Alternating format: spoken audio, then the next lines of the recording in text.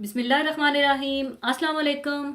आज मैं आपको चिकन पुलाव बनाना सिखाऊंगी। इसकी मुझे बहुत सी रिक्वेस्ट आई थी और मैं आपसे रिक्वेस्ट करती हूँ कि अगर आपकी रिक्वेस्ट पूरी होने में थोड़ी सी देरी हो जाए तो प्लीज़ थोड़ा सा इंतज़ार कीजिएगा, क्योंकि मेरी यही कोशिश होती है कि जिस चीज़ की सबसे ज़्यादा डिमांड है वो पहले पूरी करूं और आहिस्ता आहिस्ता मैं सबकी रिक्वेस्ट पूरी करूंगी। और ये जो चिकन पुलाव की रेसिपी जो मैं आपको बताने जा रही हूँ, ये अक्सर मैं अपने घर में इसी तरीके से बनाती हूँ और ये बहुत ही लजीज, शानदार और मज़ेदार चिकन पुलाव तैयार होगा। और इसमें कोई ख़ास मसालों का भी इस्तेमाल नहीं होगा। तो इसको बनाने के लिए हमें चाहिए होगा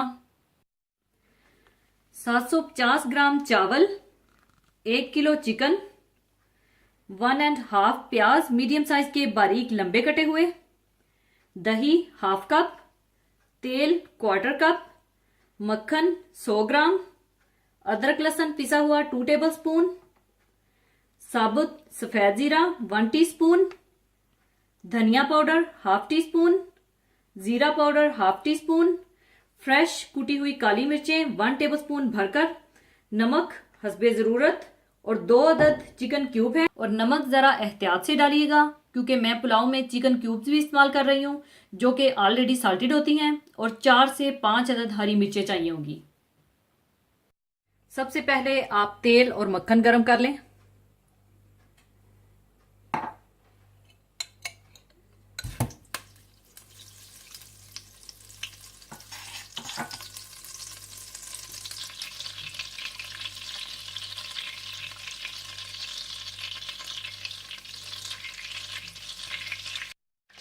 और इसमें आप साबुत जीरा और कटी हुई प्याज डाल दें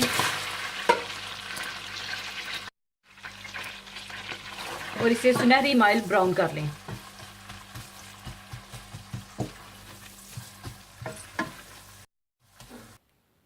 और ख्याल रखिएगा, प्याज को आपने काला नहीं करना, वरना आपके चिकन पुलाव का कलर भी डार्क ब्राउन हो जाएगा।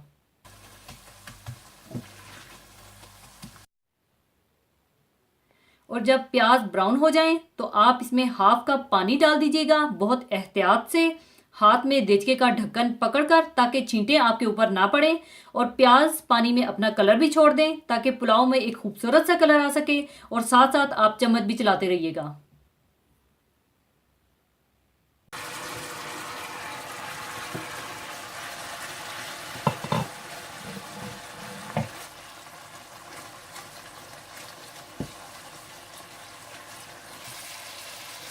जब प्याज अपना कलर छोड़ दें तो आप इसमें अदरक लहसुन डाल दें और थोड़ा सा भून लें।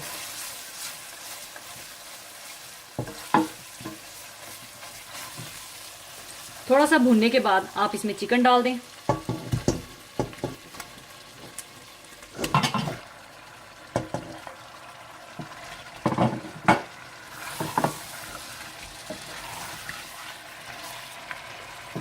और अच्छी तरह से मिला लें और थोड़ा सा भून लें।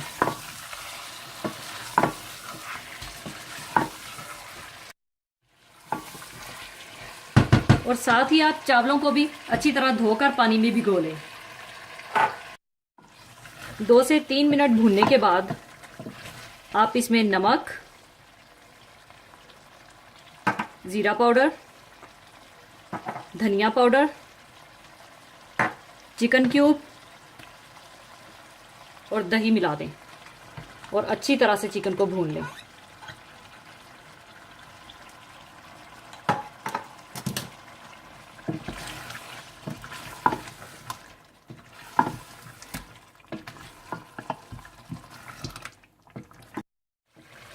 चिकन अच्छी तरह से भून चुका है, तेल और मक्खन अलग हो चुका है। और अब मैं इसमें 750 ग्राम चावलों के हिसाब से 1 लीटर पानी डालूंगी। ये चावलों की क्वालिटी पर भी डिपेंड होता है कि वो कितना पानी लेते हैं।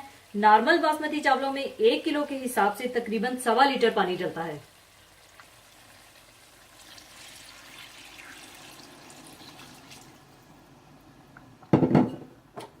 और इसे अच्छी तरह से मिला लें।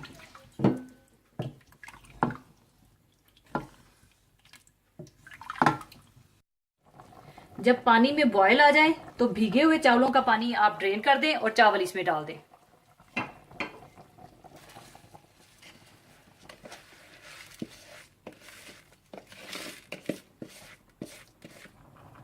साथ ही आप कुटी हुई काली मिर्ची भी डाल दें और अच्छी तरह से मिला लें।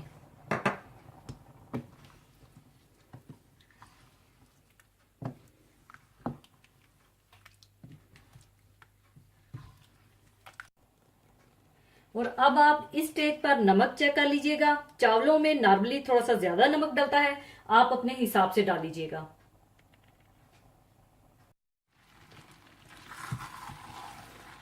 और जब पानी खुश्क हो जाए तो आप ऊपर हरी मिर्चें डाल दें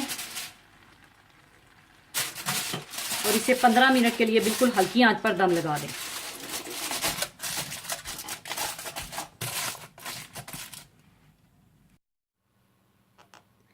पंद्रह मिनट दम देने के बाद चिकन पुलाव तैयार हो चुका है। अब मैं इसका दम खोल लूँगी और अच्छी तरह मिलाने के बाद अब इसे मैं डिश आउट कर लूँगी।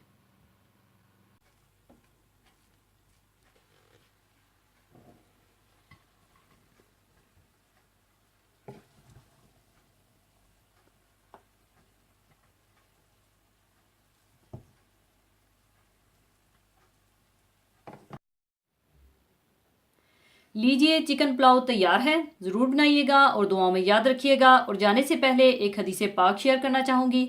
हदीस पाक इस तरह से है। हज़रत हारिस बिन वहब रज़ी अल्लाह ताला अन्हो बयान करते हैं कि मैंने रसूलुल्लाह सल्लल्लाहु अलैहि वसल्लम को सुना। आप सल्लल्लाहु अलैहि वसल्लम फरमाते थे, क्या मैं तुम्हें खबर दूँ कि अहले दोज़ख कौन है? हर सरकश और दुरुस्त खो और मुतकब्बर, यानी तकब्बुर बड़ाई को कहते हैं, यानी वो वस्फ़ो कमाल जिसके पाए जाने से इंसान अपने आप को बड़ा समझ ले और जिसमें ये कमाल नहीं पाया जाता उसको हकीर व ज़लील समझे। नबी करीम सल्लल्लाहु अलैहि वसल्लम का फरमान है, तकब्बुर करने वाला वो है जो हक़ को कबूल ना करे बल्कि इसको पसे पुष्ट डाल दे और लोगों को हकीर जाने। सबसे पहला तकब्बुर करने वाला शैतान था जिसने हज़रत आदम अलैहिस्सलाम के मुकाबले में अपने आप को बालातर समझा और कहा कि मैं आदम से बेहतर हूँ, वो मिट्टी से बने हैं और मैं आग से बना हूँ। उसका अंजाम ये हुआ कि वो जन्नत से निकाल दिया गया और हमेशा के लिए दोज़खी ठहरा दिया गया। कुरान व हदीस में गरूर व तकब्बुर की बड़ी मजम्मत आई है। अल्लाह ताला फरमाता है, ज़मीन में अकड़ कर ना चला कर, ना तू ज़मीन को फाड़ सकता है और ना ऊंचाई में पहाड़ को पहुंच सकता है। इन सब कामों की बड़ाई तेरे रब के नज़दीक सख्त नापसंद है। एक और जगह इरशादे रब्बुल इज़्ज़त है, अल्लाह ताला गरूर करने वाले घमंडी को पसंद नहीं फरमाता। मज़ीद फरमाया, क्या जहन्नुम मगरूर का ठिकाना नहीं है? इंसान एक हकीर पानी से पैदा हुआ है जो कि इस बड़ाई और तकब्बुर के लायक नहीं है। तकब्बुर और बड़ाई अल्लाह की शान है जो हमेशा है और हमेशा रहेगा, जो हर ऐब से आरी है। तकब्बुर व गरूर से हमेशा नुकसान होता है। मगरूर आदमी अपने आप को दूसरे लोगों से बड़ा समझता है मगर हकीकत में वो खुद बहुत छोटा और बेहकीकत होता है। लोग उससे नफरत करते हैं, चाहे जाहिर में उसके माल या ओहदे की वजह से उसको सलाम करते हों। मुतकब्बिर की मिसाल पहाड़ की चोटी पर खड़े हुए शख्स की तरह है जिसको सारी मखलूक चींटियों की मानिंद नज़र आती है, लेकिन वो ये भूल जाता है कि मखलूक को भी वो चींटी ही जितना नज़र आ रहा है। लोग उससे नफरत करते हैं और इसके शर से पनाह चाहते हैं। तकब्बुर एक ऐसी तलवार है जो बिलाखिर मुतकब्बिर का ही गला काट देती है। इंसान अमूमन अपने हस्बो नस्ब, हुस्नो जमाल, मालो दौलत और ओहदे पर तकब्बुर करता है, लेकिन इनमें से हर चीज़ ख़त्म हो जाने वाली है। अगर इस दुनिया में नहीं तो मरने के साथ ही ये सब मिट्टी में मिल जाता है और सिर्फ इंसान के आमाल ही उसके सामने आ जाते हैं। हम खुद अपने तर्ज फ़िक्र पर गौर करें तो यही बात सामने आएगी कि हम भी उस शख्स को पसंद करते हैं जिसके इखलाक और आमाल सही हों। एक और हदीस शरीफ में यूँ आता है कि 3 आदमी ऐसे हैं कि क़यामत के दिन अल्लाह उनसे बात ना करेगा और ना उनकी तरफ देखेगा और उनके लिए दर्दनाक अजाब है। इन 3 में से एक मुतकब्बिर है। तवाज़िया इनकसारी हर तरह से फ़ायदा मंद है, ये अल्लाह रब्बुल इज़्ज़त को भी बहुत पसंद है और दुनिया में भी इसकी वजह से इंसान बाइज़्ज़त होता है। ए ज़ोक, किसी को चश्मे हकारत से ना देखिए, सब हमसे ज़्यादा हैं, कोई हमसे कम नहीं। इसी के साथ मैं आपसे इजाज़त चाहूँगी।